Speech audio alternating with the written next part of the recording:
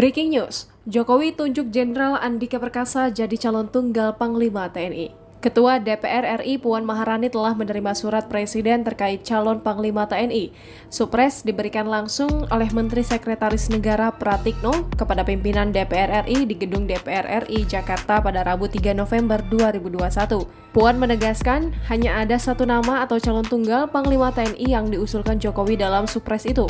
Adapun Panglima TNI Marsikal Hadi Cahyanto segera memasuki masa pensiun dari dunia kemiliteran pada November 2021 setelah berusia 58 tahun pada 8 November 2021. Isu pergantian Panglima TNI pun telah menjadi pusat pembicaraan sejak lama.